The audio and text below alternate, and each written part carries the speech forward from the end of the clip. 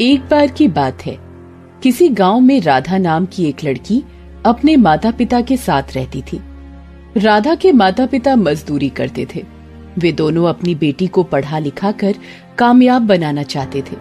लेकिन फिर एक दिन राधा जब स्कूल से घर लौटती है तो अपने घर का हाल देख उसकी आंखें फटी की फटी रह जाती हैं।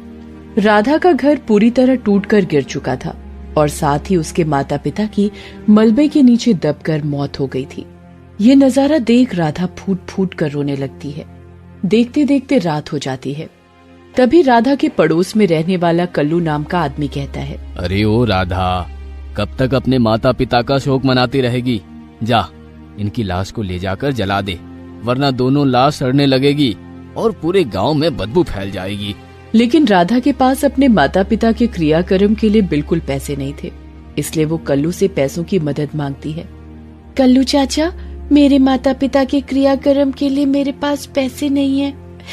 क्या आप मुझे कुछ पैसे दे सकते हैं ताकि मैं सही तरीके से इन दोनों का क्रियाकर्म कर सकूं? अरे तेरे बाप ने मरने से पहले मुझसे 2 लाख रुपए उधार लिए थे। मेरे पैसे चुकाए बिना वो मर गया। ऊपर से अब तू मुझसे और पैसे मांग रही है? नहीं, मैं तुझे फुट्टी कौड़ी भी नहीं देने वाला। चल जा यहाँ से। इस तरह कल्लू राधा को डांट कर भगा देता है। उसके बाद राधा गांव के कुछ और लोगों के पास मदद मांगने जाती है, लेकिन किसी को भी राधा पर तरस नहीं आता और सभी लोग उसकी मदद करने से इनकार कर देते हैं। गांव वालों की बेरुखी देख राधा दुखी होकर रोने लगती है। तभी गांव के मैदान के पास मौजूद एक पेड़ के ऊपर बैठी चुड़ैल ये सारा नजारा देख रही थी। वह चुड़ैल बहुत ही दयालु थी। उसने कभी किसी इंसान को कोई तकलीफ नहीं पहुंचाई थी। राधा की हालत देख चुड़ैल को उस पर बहुत दया आती है और वो उसकी मदद करने का फैसला करती है। ये गांव वाले कितने बेरहम हैं। इन्हें इस मासूम बच्ची के साथ ऐसा बर्ताव करते हुए जरा भी शर्म नहीं आ रही। उसके बाद चुड़ैल पेड़ पर मौजूद अपने तोते को लेकर नीचे उतर आती है और सीधे राधा के पास पहुंच जाती है। अचानक अपने सामने चुड़ैल को देख राधा घबरा जाती है और डर कर वहाँ से भागने लगती है। लेकिन तभी चुड़ैल राधा का हाथ पकड़ लेती है। मुझसे डरने की जरूरत नहीं है बेटी, मैं तुम्हें कोई नुकसान नहीं पहुंचाऊंगी। मुझ पर भरोसा रखो, मैं तुम्हारी मदद करने आई हूँ। उसके बाद चुड़ैल अपने तोते को जमीन पर रख देती है और अगले ही पल वो तोता एक विशाल रूप धारण कर लेता है। चलो, अब सबसे पहले तुम्हारे माता पिता का क्रियाकर्म करते हैं। उसके बाद राधा के माता पिता की लाश को उठा लेती है और राधा के साथ तोते के ऊपर बैठ जाती है। फिर वह तोता हवा में उड़ता हुआ दूर पहाड़ी पर पहुंच जाता है। उसके बाद चुड़ैल पूरे रीति रिवाज के साथ राधा के माता पिता का क्रियाकर्म करती है। चुड़ैल की दयालुता देख राधा बहुत खुश होती है। आज के बाद तुम्हें किसी बात की फिक्र करने की जरूरत नहीं है। मैं एक माँ बनकर तुम्हारा ख्याल रखूंगी।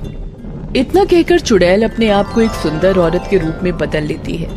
चलो, तुम्हारे गांव चलते हैं। फिर वो दोनों तोते के ऊपर बैठकर हवा में उड़ते हुए गांव पहुंच जाते हैं। लेकिन चुड़ैल माँ, मेरा घर पूरी तरह टूटा हुआ है। अब हम कहाँ रहेंगे? तुम्हें चिंता करने की जरूरत नहीं है। मेरा तोता अभी हमारे लिए एक सुंदर सा घर बना देगा। फिर चुड़ैल अपने तोते को इशारा करती है और अगले ही पल तोते की चोंच से ढेर सारी ईंटें बाहर निकलने लगती हैं। फिर देखते ही देखते वे सभी ईंटें आपस में जुड़ने लगती हैं और वहाँ एक बड़ा सा सुंदर मकान तैयार हो जाता है। क्यों राधा बेटी, ये नया घर कैसा लगा तुम्हें? घर तो बहुत सुंदर है, लेकिन अंदर जरूरत की एक भी चीज नहीं है।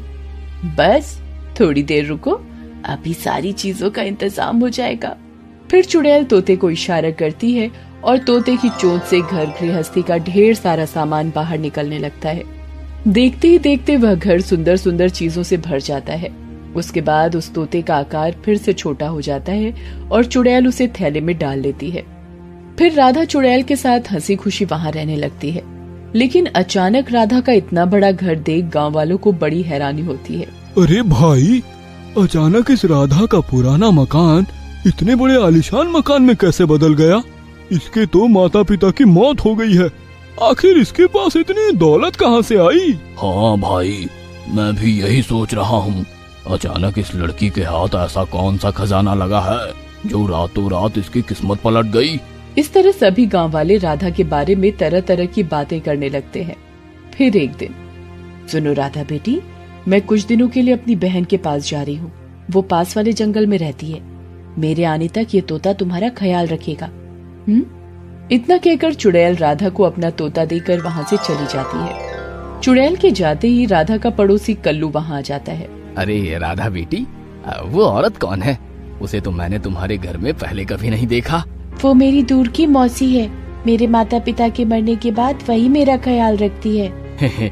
सच में तुम्हारी मौसी बहुत अच्छी है और साथ ही बहुत खूबसूरत भी है। कभी अपनी मौसी को मेरे घर चाय पर लेकर आओ, मैं उसे चाय और गर्मा गर्म पकौड़े खिलाऊंगा। इतना कहकर कल्लू वहाँ से चला जाता है।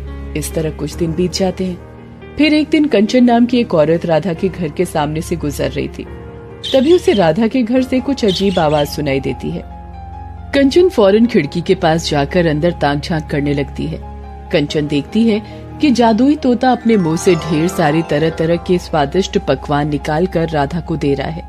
राधा को पकवान देने के बाद तोता फिर से अपने छोटे आकार में बदल जाता है और राधा उसे उठाकर थैले में डाल देती है। अरे बाप रे, ये तो एक जादुई तोता है। इसका मतलब राधा इसी तोते के दम पर इतनी अमीर बनी है। अगर किसी तरह ये तोता मेरे हाथ लग जाए तो मैं इस गांव की सबसे अमीर औरत बन जाऊंगी। उसके बाद कंचन जादुई तोते को चुराने का मन बना लेती है। फिर रात होते ही कंचन चुपके से राधा के घर में दाखिल हो जाती है और तोते को चुराकर अपने घर ले जाती है। घर पहुंचकर कंचन सारे खिड़की दरवाजे बंद कर लेती है और तोते को मेज के ऊपर रख देती है।